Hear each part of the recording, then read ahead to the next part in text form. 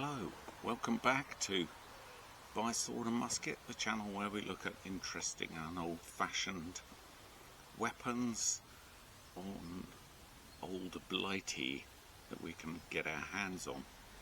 Today we're going to have a look at something that's quite different from the norm, in that I have built this up from donor pieces to create a rifle that is really very difficult to lay your hands on.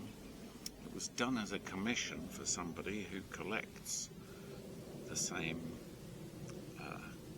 genre of rifles, very much training rifles and very early air rifles.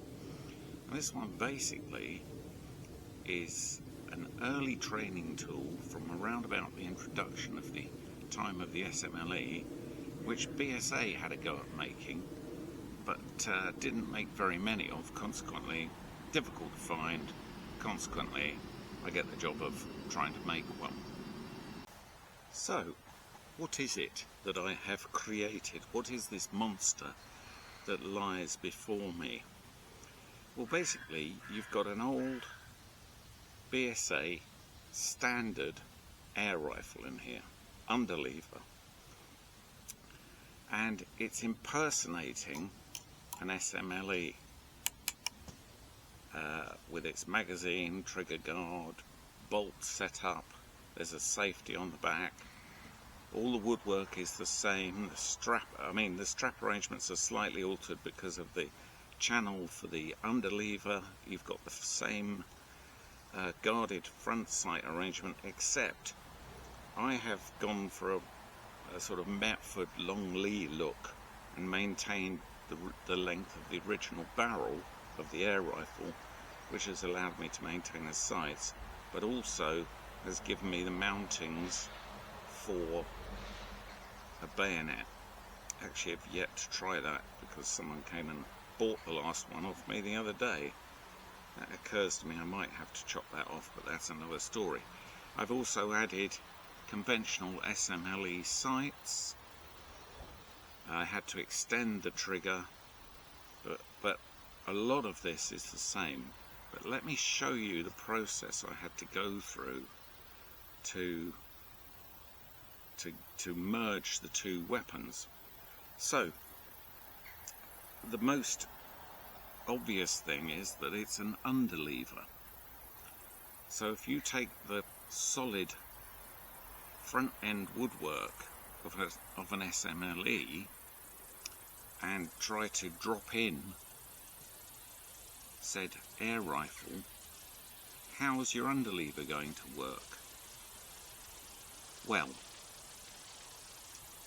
a lot of woodworking had to be carried out, a lot of tentative filing, measuring, offering up and checking. One of the most obvious points of woodwork alteration are these two. There's a dip on either side, and this is the loading area, the tap arrangement for the air rifle. This obviously had to be let in. So the process of thought was to lay in the air rifle into the lower piece and start literally chiseling and filing. I'm quite glad, in fact, that my workshop is such a mess I couldn't find my router, because I was thinking this has to be a router job. If I set that up on a carpenter's bench and I put the router above it, I should be able to get a lovely nice round profile underneath to let the air rifle in. But as soon as I started, it became apparent that that wasn't going to work, that the router would possibly take too much out very quickly, and it became more a job of hand fitting the whole thing from start to finish. And that was literally a situation whereby I had to sharpen up one of my best half-inch woodworking chisels, get hold of a wood removal file and start working. Now, I actually chose, partly because it was one of the only stocks left, but I chose one of the lightweight timbers that the Australians tended to put their SMLEs in. Consequently, you can see the Australian reinforcing brass pins in certain places, but what it meant was it was easier to carve, it was easier to work with. The only problem was, and part of the reason that I chose this stock, was that it was split from one end to another. Every connection point was split, and there was oil damage to most of it, so it seemed like a good point to start with, because we'd be losing a lot of that split. And this is what it looks like when you turn it over. So, conventional SMLE right up to here, with a butt socket that can take the butt. Now, adding the air rifle actually changed the angle where the timber presented itself, and extra pieces had to be added in, plus the fact that there was pretty dreadful splitting at the back end as well. The metal reinforcing lug had to be taken out, which is usually at the back of the action, the recoil lug, and a complete alteration of the trigger area was carried out. But more importantly was this dreaded underlever arrangement used to cock the rifle. So it looks easy enough now, and to start off with, my tiny mind had imagined that I only needed to possibly let out up to here, because there was obviously the exposed section, and this has to come down. So I merrily started off at that end, but then I realised, purely by the nature of the beast and by geography, that as the spring is compressed and this lever is raised, the rear lever that actually hooks onto the spring arrangement starts to rise, and it rises so much that it comes out ½ an inch in front of the magazine let out. So the burrowing and the chiselling continued. Every step of the way on this alteration, new problems presented themselves, and in an effort not to be overwhelmed by thinking of every single possibility as I went along, I concentrated on one piece at a time, each problem at a time. And I came to the point where this ends up extremely thin, because this lever rises so much that it presses against this part of the stock, and it wants to split and push this open. Also, by reducing the width of the timber underneath, it reduced the fixing for the front of the magazine and trigger guard unit, and eventually I was down to literally a wedge, tiny wedge. I had to reinforce the timber by drilling and plugging, inserting more timber and harder timber that the screw would hang on to. So there's a turned beech plug in there, which was a result of drilling out the larger space and giving the screw something to hang on to. that was the main problem, and that took much longer than I imagined. So I retained the locking, or the pin that holds the underlever in place. More problems, more things to get around came with the fitting of the magazine. First of all, this wedge of timber, which had to be inserted to allow the dimensions to work, this caused the trigger to actually move forwards. It was unexpected, but that happened. Also, this can't be a full magazine. It has to be cut down, so it's about 1 centimetre higher or deeper than this bar here, because it once again interferes with the underneath of the cylinder of the air rifle. And then, having cut that down, I found that the lever in fact was hitting the front of the magazine. So the front of the magazine had to be taken out, the sides pushed out and widened so the lever could fit through it. So obviously that's an empty magazine, there's nothing in there. But the idea was to give recruits and absolute first-timers the feeling of a full weight, full bore rifle, but it was only as harmless as a .22 air rifle. I then realised pretty quickly that this screw was not going to be enough to hold this front of the magazine surround in, and I would only have this cross screw fixing here to do the business. I studied the old photographs from an ancient air rifle magazine, and they had 2 round-headed screws, and I surmised that they could hold on to the 10 centimetres of magazine, and that has actually caused a good strong fixing. Other woodwork problems that popped up or occurred were that my donor rifle had a loading bridge that had to be filled. That just looked horrible really, because you could almost see under the air rifle.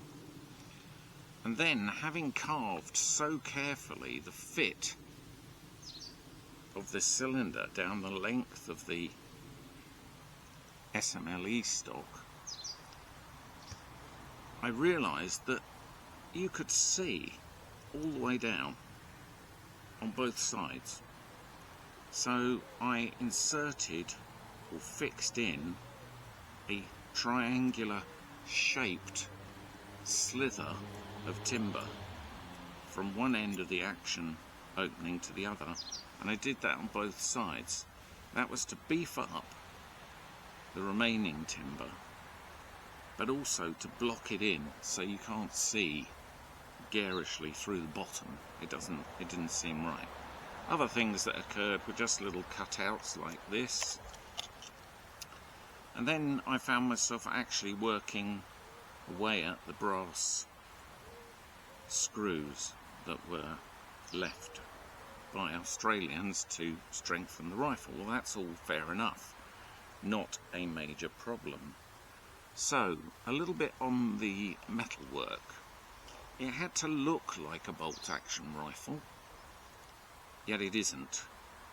So the standard air rifle has a canted end, which the stock used to screw into. I had to take a bolt and action and fit them into the back of said air rifle. And although I've got a square cocking piece, it was the only one I felt comfortable donating. And I also managed to save the safety looking arrangement. So although it does nothing, it's there. It works on its original spring, clicks into place quite convincingly, so in effect that position would be safe and the rifle wouldn't fire. Put it up here, would have been slightly forward. That works. Difficult part was getting the weld onto the back without destroying everything.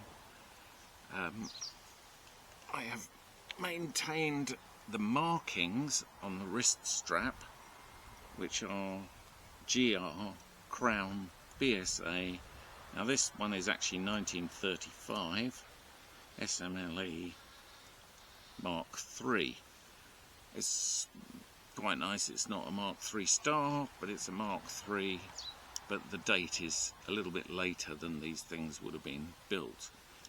Now, the original air rifle trigger came down to approximately the bottom of the woodwork. So what's to do there? Well, in fact, in the end I did a very crude but simple alteration, in that I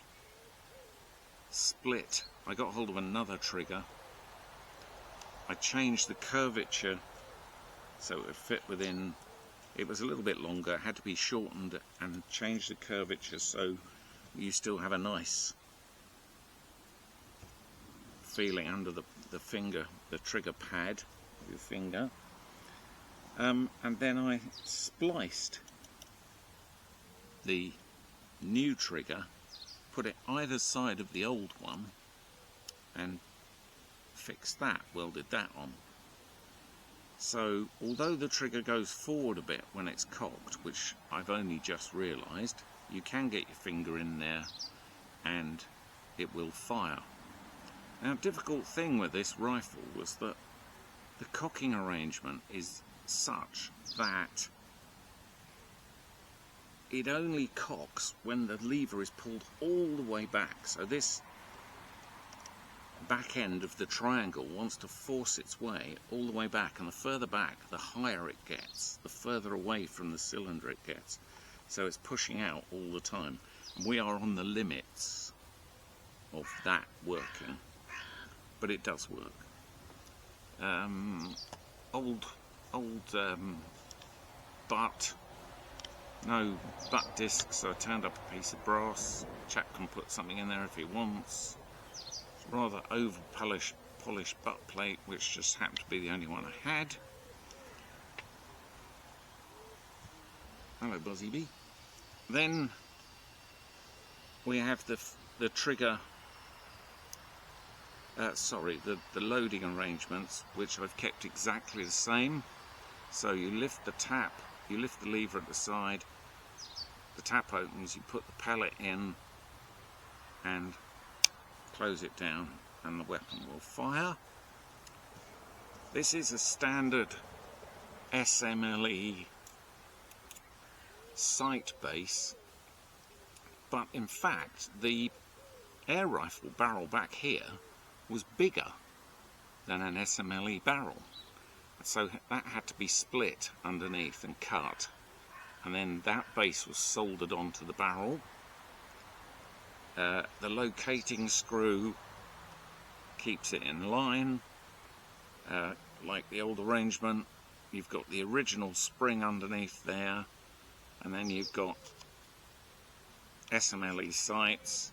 You have got adjustable windage by releasing that screw, so the shooter can fine-tune his rifle. Up pops the next problem. There was nothing to be done in the end. This is a hinged mid-band. The bottom had to be cut off, and then it was cleaned up on both sides. The timber was cleaned, and this was adhered to the stock. That allowed a handguard to go on the front end and give you the characteristic SMLE look at the front. As I said, I've kept the original sight as it is at the moment. if that has to be shortened, the whole thing has to come apart again, which is not impossible, and the barrel returned and crowned, turned down and crowned, which will mean taking out all the lever action and everything to get it in the lathe. I'm not even 100% sure it will go in with the sight base on. So there we have it, a 2-2. Let's see how it goes.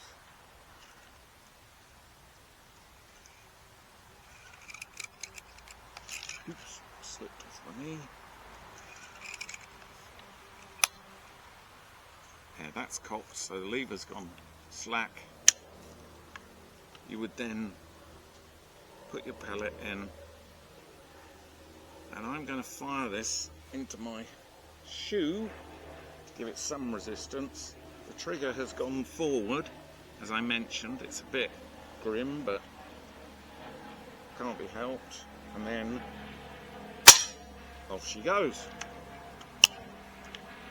One simulated very early training air rifle, and just for a bit of fun I've kept the original serial number, which is S1730 on the air rifle, and I've put it on the back of the bolt, and I put it on the stub that holds the bayonet. So I kept calling this the impossible rifle because at every single stage it produced more and more problems, and I was really getting to the point where I thought, it ain't gonna happen. I'm gonna have wasted a month mucking about with this thing. But here we have it, and it's not meant to be a fake, or it's an imitation, a facsimile of the thing. So I didn't make any effort to go for bluing and blacking everything up to super dark. I've kept it where the components look worn to match with the patina that is built up on the stock. Then I've refinished the stock to match, and I hope it looks like a all in all one piece that's been together, and we shall see when the customer collects it, but I think he'll be happy. Thanks for joining me. If you enjoyed that, please click like and subscribe to the channel. The more the merrier. And after the next long project, or the next interesting item turns up, I'll join you again. You can view most of these items. Unfortunately you can't view this. I might do a story on this on the website, but it's not for sale obviously, as it was a commission. Just to show that the impossible can be done. But if you like, that's a prototype. It's my first attempt at such a thing, and don't ask me to do another one in the near future. It would be a bit of a mental challenge to start that one all over again. So see you again next time. Join us again. Click like and subscribe, and thanks for joining me.